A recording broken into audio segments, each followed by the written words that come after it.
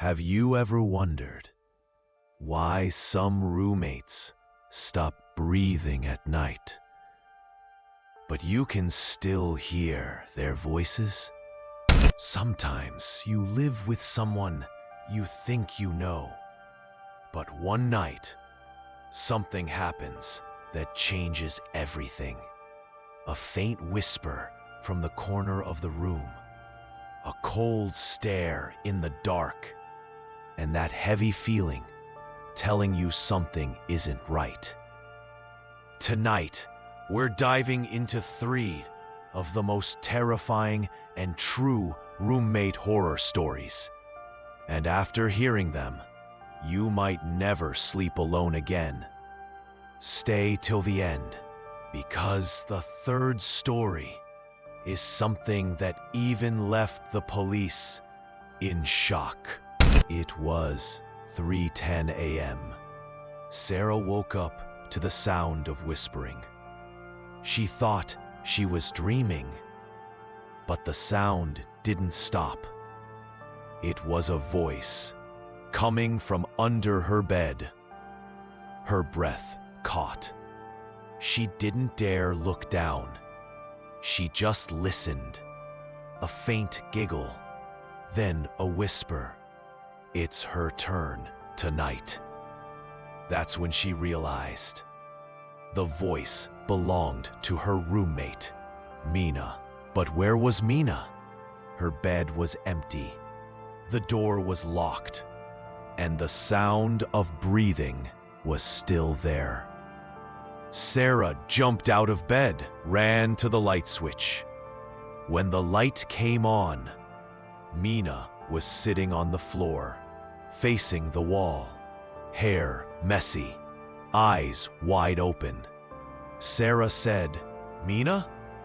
Mina just smiled, a dry, frozen smile, without even blinking once. Sarah whispered, "Who were you talking to?" Mina softly replied, "You heard it too? It wants to talk to you." Sarah stayed awake the whole night, too scared to move. When morning came, Mina had gone to work, as if nothing had happened, except for one thing. Under Sarah's bed, there was dirt and dried mud, a trail that started from outside the room and led straight under the bed. But the window had been locked all night. That night, Sarah set up a camera facing her bed, just to ease her mind.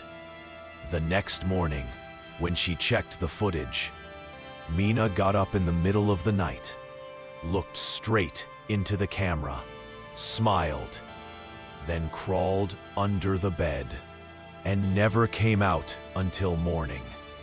Sarah never stayed in that house again, but the last thing she saw in the video never left her mind.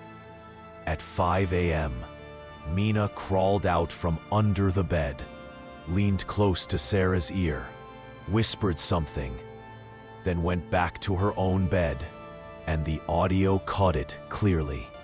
"I'm still awake." Sarah took the day off. She didn't want to be alone, but she couldn't go back to her friends' places either. Everyone kept saying, "You're just imagining things," but she had seen the video.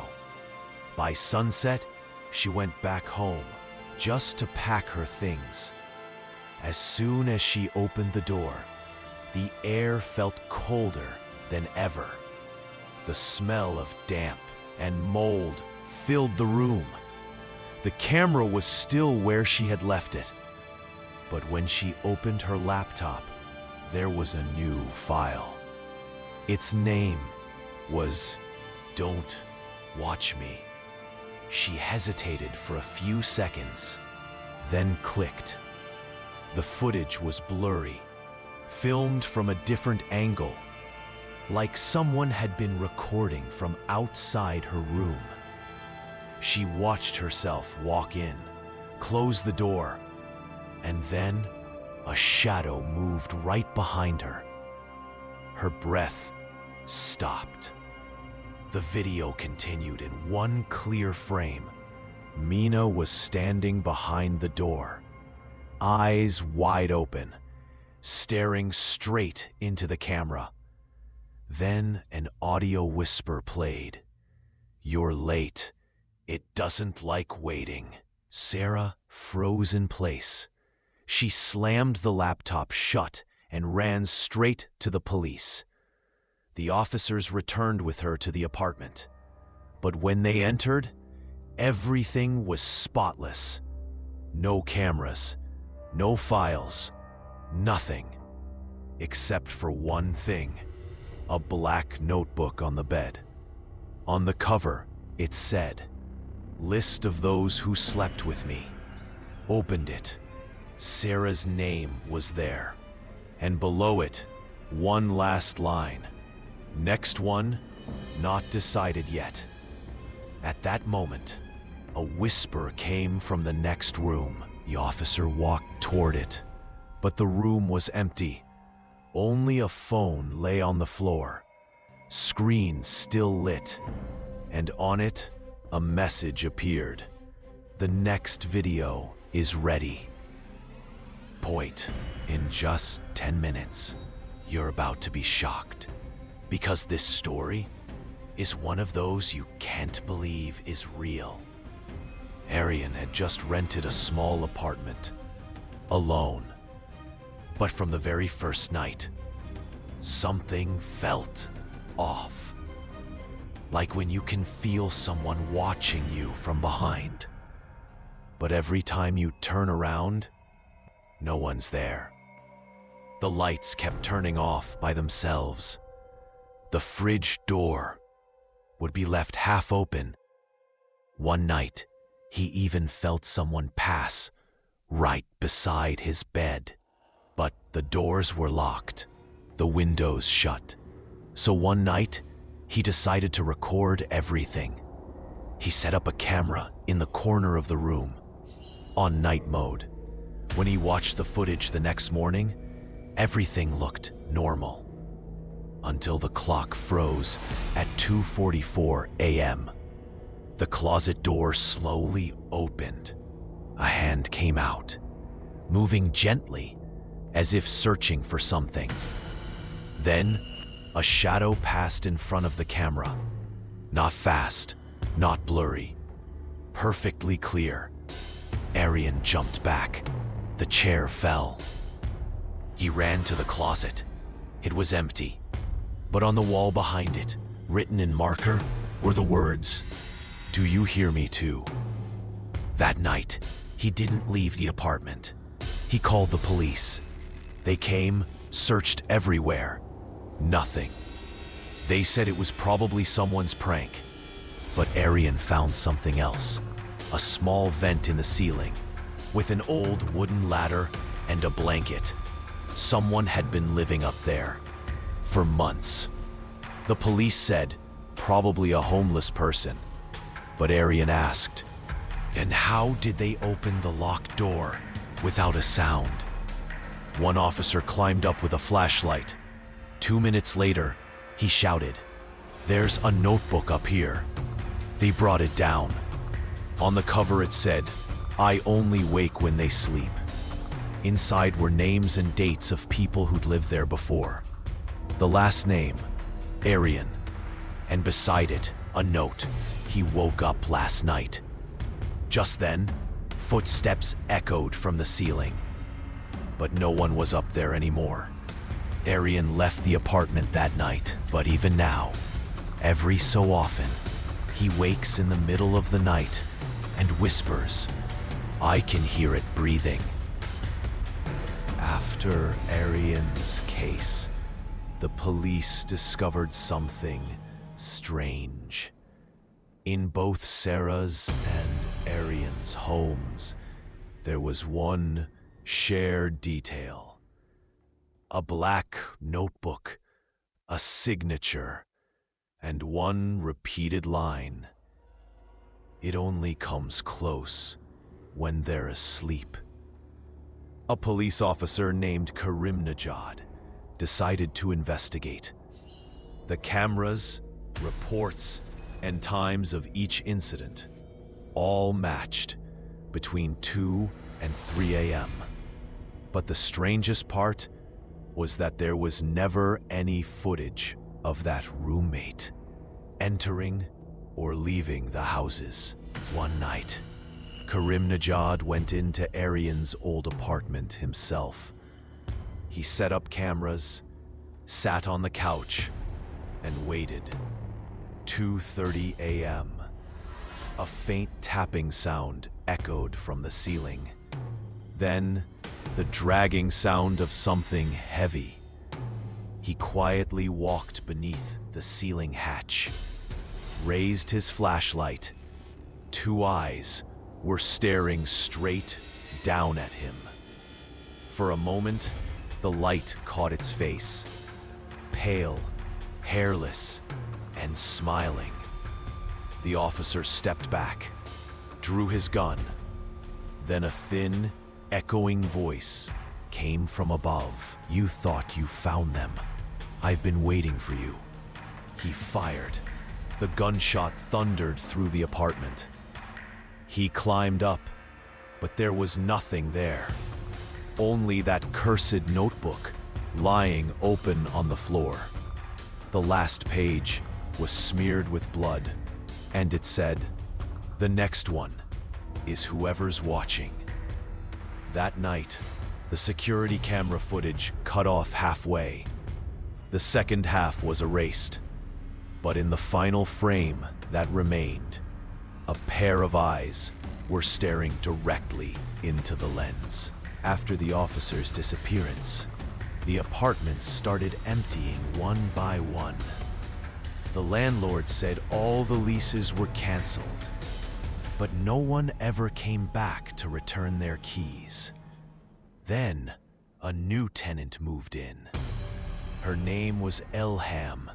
Quiet, a student, just looking for a cheap place. She had no idea what had happened there before. From the very first night, the walls started making sounds. At first, she thought it was the pipes, then maybe mice, or the wind. But it wasn't. The sounds were talking. One night, she wrote on a piece of paper, "Who's there?" and taped it to the wall.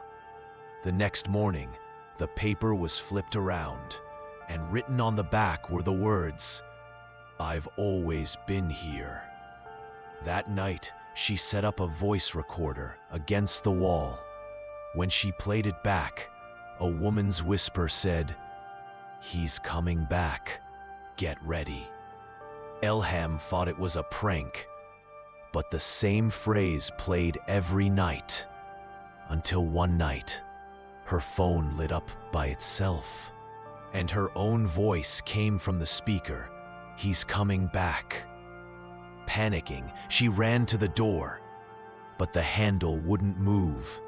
It was locked from the outside, and from behind the wall, 3 slow knocks. The exact same rhythm she'd heard, whispering the night before.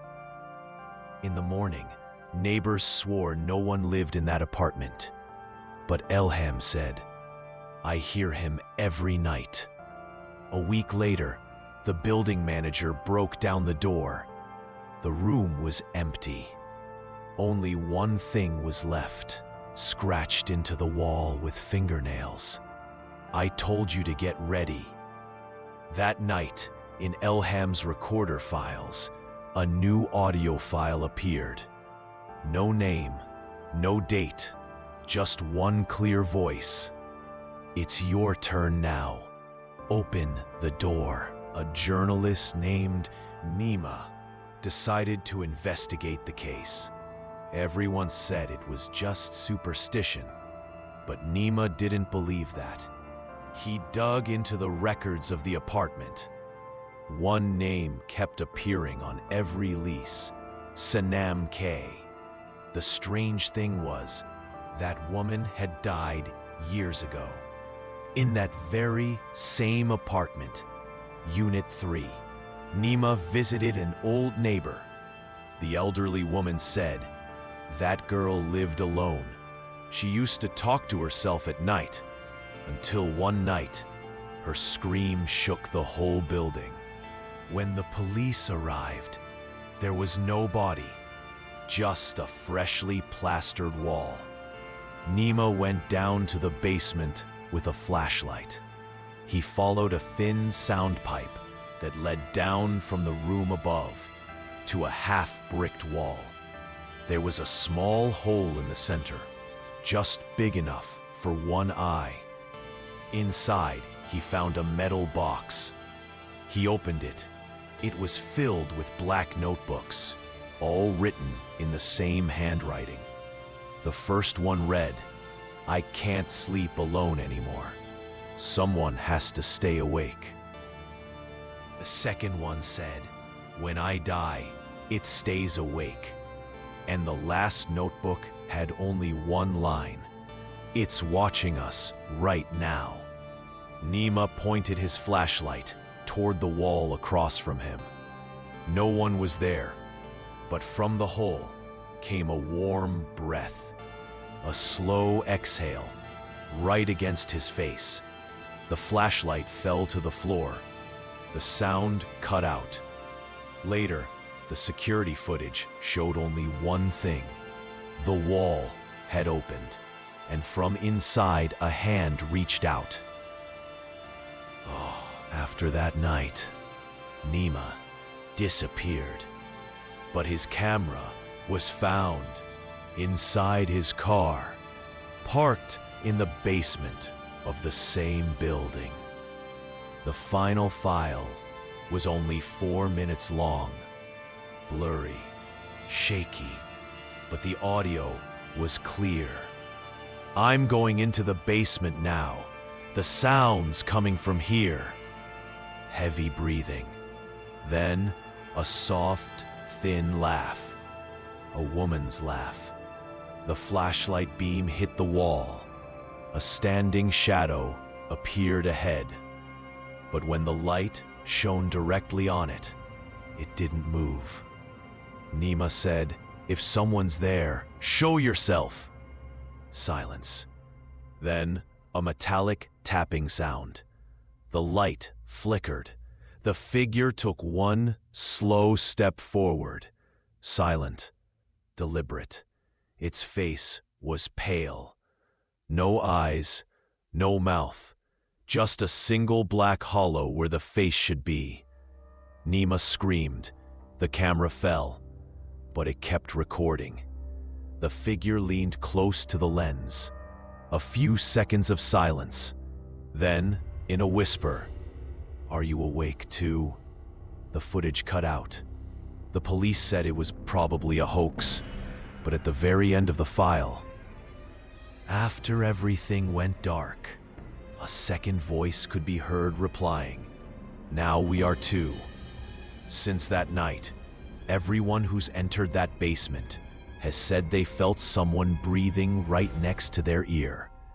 Even the building's guard said, "It only moves when you look at it." A few days later, the reports started coming in, one by one. Sarah, Aryan, Elham, Nima, all missing. But the police found one thing in common. Each home had the same audio file, same name, roommate.mp3. When they played it, every recording began with the same line, "If you're hearing this, it means it's awake too." Then came the sound of breathing, followed by whispers. One voice said, "I'm with you." Another replied, "I know." But the most disturbing part, each recording used the victim's own voice, as if they were talking to themselves. The tech officer said, "Maybe it's malware, some kind of voice mimic." But the audio expert shook his head. "No, these breaths are real." Then one of the detectives said, "Listen to the end." In the final second of every file, a door creaked open and a soft voice whispered, "The next turn is close." The room went silent. At that exact moment, 3 faint knocks came from the recording booth, the same rhythm heard in all the files. One officer walked to the door and opened it. No one there, just an old tape recorder sitting on the table, its reels spinning slowly. Written on the tape, in faded ink, were the words, "No one is ever alone." The officers decided to go back to that cursed building. One last time. This time, fully equipped. Thermal cameras, sound sensors, a special response team. 2:57 a.m. An audio signal came from the basement. A 3-beat rhythm, the same one everyone had heard before. Then, all the recorders turned on by themselves. No power, no batteries. First Sarah's voice, then Arian's, then Elham's, each saying the same thing. "It's here." One officer whispered, "We're not alone." The thermal camera picked up a hot spot behind the brick wall, the same wall Nima had broken through. They took a hammer and struck. Cracks spread. From within, a mist poured out, the smell of iron, of earth, and of breathing. The flashlight beam fell on a hidden chamber. The walls were covered with photographs, faces of every person from the case, each marked with the date and time of death.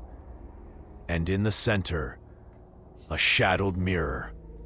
In its reflection, someone was standing there.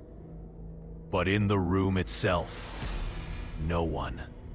Whispers rose from every direction. "I only come when you forget me." The camera light flickered. The voices grew louder. An officer shouted, "Turn it off!" Everything went dark. Absolute silence. Then, the sound of breathing, right behind the camera lens.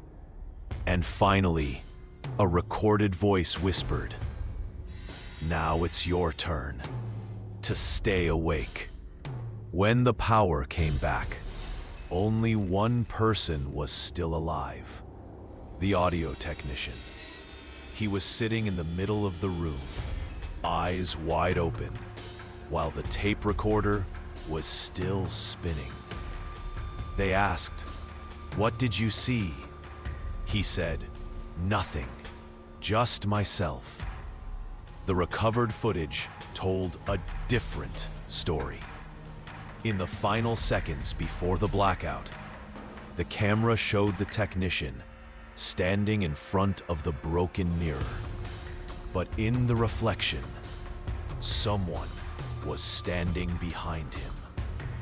That figure smiled and whispered, "You woke me up." The video cut to static, but the audio kept recording. Breathing. Closer. Closer. Then a soft female laugh. "Now it's the viewer's turn." The recorder stopped. The tape melted. Only one sentence was etched into the metal casing. "Whoever watches this gets a new roommate." Maybe right now, it's watching you from the corner of your room. And if you're still holding your phone, then you should probably know this. Everyone who watched the next episode never lived alone again. So don't miss what comes next.